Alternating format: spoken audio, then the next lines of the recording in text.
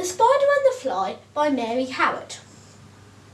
"Oh, will you walk into my parlour?" said the Spider to the Fly. "It's the prettiest little parlour that ever you did spy. The way into my parlour is up a winding stair, and I have many curious things to show when you are there." "Oh, no," said the little Fly, "to ask me is in vain, for who goes up your winding stair can ne'er come down again." "But surely you must be weary, dear, from soaring up so high. Oh, will you rest upon my little bed?" said the Spider to the Fly. "There are pretty curtains drawn around, the sheets are fine and thin, and if you like to rest a while, I'll snugly tuck you in." "Oh, no," said little Fly, "for I've often heard it said, they never wake again who sleep upon your bed." Said the cunning Spider to the Fly, "My dear friend, what can I do to prove the warm affection I've always felt for you? I have within my pantry good store of all that's nice. I'm sure you're very welcome. Will you please to take a slice?" "Oh, no," said little Fly. "Can't, sir, that cannot be, for I've heard what's in your pantry, and I do not wish to see."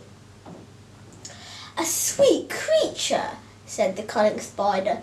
"You're witty and you're wise. How handsome are your gauzy wings, how brilliant your eyes.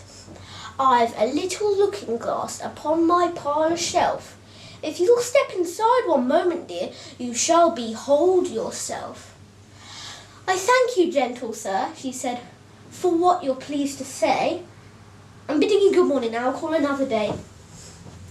The Spider turned him round about and went into his den, for well he knew the silly Fly would soon be back again. So he made himself a little web in a subtle corner sly, and set his table ready to dine upon the Fly. Then he came out to his door again, and merrily did sing, "Come hither, hither, pretty Fly, with the pearl and silver wing.